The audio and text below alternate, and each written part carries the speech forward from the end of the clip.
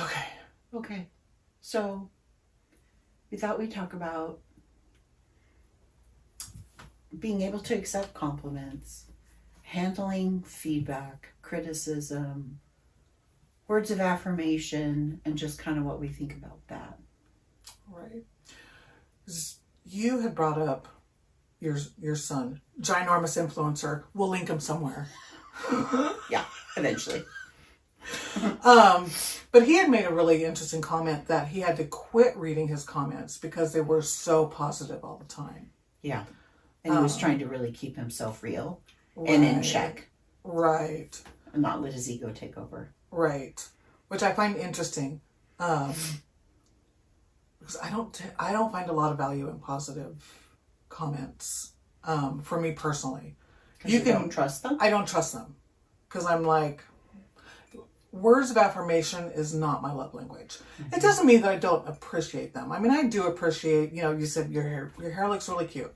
I do appreciate that. Yeah. Well, you also value my opinion, and we have a relationship and a connection. Absolutely. Whereas someone that you don't know, you're like, maybe not. Right. So, at like work, I don't need the kudos. I don't need kudos in a group setting. It makes. Oh no, that's embarrassing. Yeah. And it never comes across as genuine. Mm-hmm. In my head, it's like, oh, ever from anyone. Ever, not in a group setting. I just never, and maybe it's just that in a group setting, to be quite honest, normally my group setting is work. Right. And so I don't know that I necessarily trust my work folks. There's very few. Okay, don't share this with anyone. I can see that. I mean, authenticity is a big thing, and so if I value someone's opinion or I feel like they are being authentic, I think it gives value. But I also think that if you thrive on positive comments to boost yourself or feel more confident, it kind of becomes a crutch, because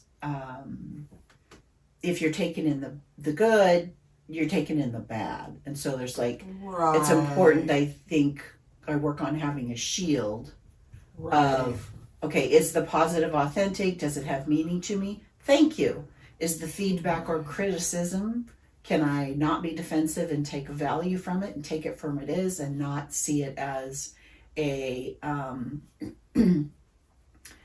as me against me as a person? Because it isn't, and we shouldn't take it that way. Right. But it's hard. So a true hit, yeah. Because folks will say, well, don't take this personally, but. Anything before a but. Right? Yeah. But it's hard to not take something personal when it's words about you and your actions. Mm-hmm. So don't start it with, don't take this personally. Yeah. Because if it's about me, it's personal. Now, that doesn't mean that I can't take negative feedback. I can take negative feedback. Oh, sure. You're really great at taking negative because you believe that. Right. Just don't start it with, don't take this personally. Yeah. Because then I will result to violence, because we all know. Yes, it's always violence. I get it. I got my shovel ready. There is nothing wrong with a good old-fashioned throat punch. Just saying. Okay, back on track. Find us the way. So you made a comment about if you're taking the good, you've also got to take the bad, the constructive. What if it's not constructive? And how do you deal with that? Right. No, that's hard. That's hard because that's where your shield needs to come from, right? Right. And you need to have this shield of protection. Mm-hmm. Is the person have value? Do you take everything negative from everyone because you believe it's true? Right. I mean, I've had a lot of criticism, and I'm trying to not take it personal as a reflection of me, but find any value as feedback, even if it's not presented in a great way, because communication's hard. It is no hard. joke, no joke. Absolutely. And I think there's an art form to it to be able to communicate especially feedback to someone yeah. in a way, but in a way that's meant to be positive or constructive, I guess is the better way to say that. Right. But it doesn't matter if that person has really low self-esteem and you can't say anything negative because they're very fragile. Right. Right. And then we all have our buttons too, where it doesn't 100%, 100%. But at some point, because I'm wondering, how do you, if you have a friend that is truly fragile? Number one, to be quite honest, I don't think you could have a friend. I don't think I truly could fragile. I don't think that's a good idea. I don't think I could. Okay, so if any of That's you, not a bad thing. That's not a bad thing because That's a boundary. well, you right, exactly. And the thing is, you connect with people or you don't. It's Right. It's not about them being a person of no value. It's just Right. you just don't connect. right, exactly, because I've gotta be me, baby. Which means that I am not going to have a filter. I will try to have a filter. It's hard. Mm-hmm. So, correct. I don't think that I could have a true friend that has a fragile ego, because unintentionally, I'm going to say something that's going to hurt their feelings. Mm-hmm. And I hate to hurt people's feelings. Yeah. But if I hate walking on eggshells just as much. Well, and we can be very sarcastic, Mm-hmm. and that can be bad, right? That can be used for Right. evil, Right. maybe not intended, but Right. it can hurt. Right. But there are people that can't handle any sarcasm, Right. and that's just them. Right. But for us, it's hard to connect. Actually, dated somebody who really did it. That was really hard. Right. That was really hard because I had to be very mindful of the fact that they just didn't get it. Yeah. And that connection didn't last just Well, because no. there has to be... Yeah, and that's freaking exhausting. Mm-hmm. Having to watch your words. Not that you shouldn't. Mm-hmm. Not saying that. But I mean, we are who we are. we are. We try hard to improve. We Right. work hard to have that awareness. I think Right. that's very important, but we're not Right. perfect. We're never going to be. Well, speak for yourself. Okay. Sarcastic. Just a scooch. So I think it would be interesting to find out if people have friends that are fragile, Mm-hmm. how do they deal with that? Well, they might be fragile too. They might be able to, they get along because they know their boundaries are the same. Right. They're very careful Right. about not hurting. That's never their intention. And, birds of a feather. Right. Oh, very true. All right. So if you're watching and you're fragile, how do you deal with negative feedback? Do you shut down? Or do you plot that person's death? Or do you do both? I feel like you made that about you. That's that question. I feel like there was some bias in that. There might have been a little bias. I am interested though. Yeah. How if you have a fragile, if words of affirmation is your love language, which also means that when you were talking about taking the negative, if words of affirmation is your love language, in my mind it also means that words can hurt you maybe more so than... Well, I think they hurt us somebody too. else. I just think we probably deal with it differently.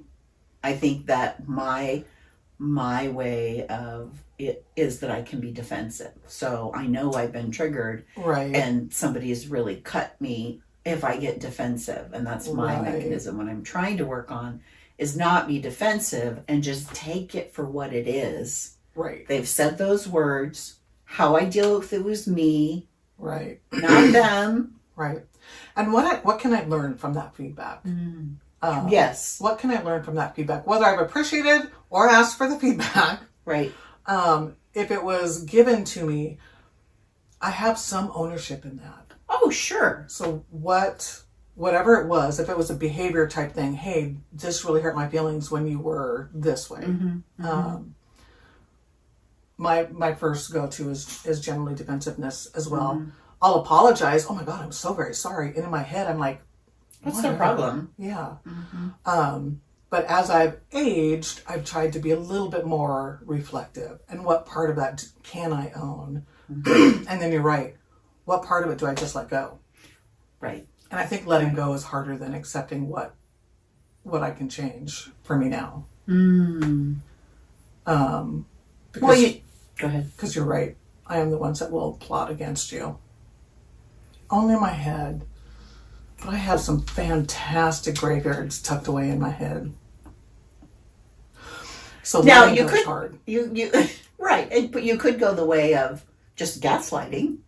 Some people do that. True. It's kind of the buzz phrase these days. It is. Like. It took me forever to figure out what that meant. Me too. And I'm still not 100%. Isn't that more? Because I keep thinking of like narcissistic folks are amazing at gaslighting. Yes. Because they make it about what you've done wrong. Been there, done that. Yeah. Yeah. I don't know that I've ever dated a narcissist. I would probably know, good. Right? Yeah. So no, I don't think I have.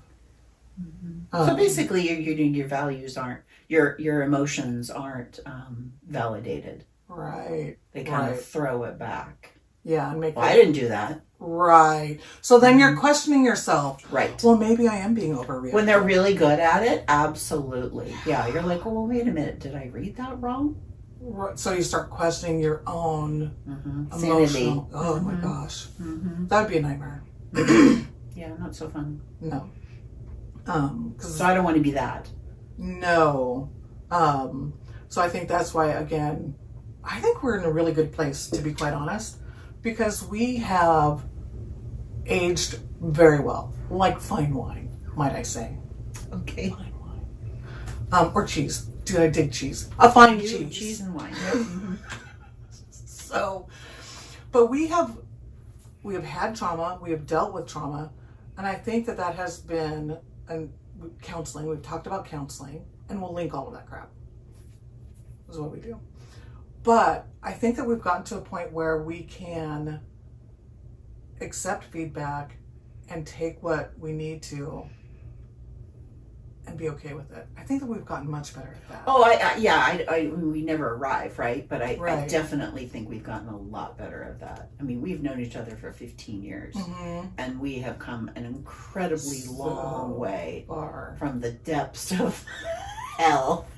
Right? That'll do. That's maybe over dramatic, but it kind of felt like it. You know, when you're in the depths of hell, that is not over dramatic. Which I think is part of the reason that we wanted to start this, because we're talking for 15 years, but we find ourselves hilarious on occasion, but also because we know where we came from, and we know how much better we are, and I just want people to have hope. Absolutely. Absolutely. I don't want them to lose hope. Right. No. And so I think that if we bring it back to the communication, back to if you're accepting the positive, you've got to be able to accept the negative. Accept doesn't mean you take it. Right. You still have to have your boundaries. You still have to advocate for yourself. But it's important to own what you should. Own what you should and let go of what is not helpful. Absolutely. Because if something's actually true and you're not ready to accept it. Yeah. Then you're not going to accept it in my mind. Yeah. Then you're just going to process. Yeah. Yeah. Because how many folks, of course I'm going to make it into a joke. I'm like, if you're a dick and you don't know you're a dick, don't be a dick. Yeah, don't be a dick. But some don't know they're a dick. That's the deal. Awareness is key. Absolutely. And I think that's so incredibly hard to get, because whether purposely or not, if you're not aware, you can't make a change. It's true. It's true. And so then you're going to have to, how do you get that awareness? I think that I think it's important as humans that we are aware and find ways to be aware. I mean, that's kind of our job. Right. And if not, it's a little bit lonely. Yeah. And you're not very happy. It's much happier to deal with the hard stuff. It is. Number one, then you've got personal growth. Mm-hmm. I think that is such a good statement because I know so many people that are miserable human beings. Nothing positive comes out of their face. They ooze negativity. Yeah. That's going to be exhausting. So unhappy. That's got to be exhausting. Mm-hmm. And talk about unaware. Yeah, it's very sad. It is. And the people that I'm thinking about are my age. I was like, oh my gosh, they're stuck. Mm-hmm. They're stuck. Well, it's easy to do as you get older too, where you just kind of get in your routine and you do things a certain way, and that's not necessarily a bad thing because having a routine is good. But if it's negative or biased or isolating, or you just don't want to, this way I am and this way it's going to be, and you take it or leave it, I don't care. Right. You're the one that loses, not that person. Absolutely. And those curmudgeon folks are the loneliest folks that I know because of that. The whole, this is the way I am, take it or leave it. Yeah. Oh, I'm going to leave it. Yeah. Thanks for offering. Yeah. It's sad. But, so, there you have it. Words of wisdom or not. You take it or not. I want the little bum bum.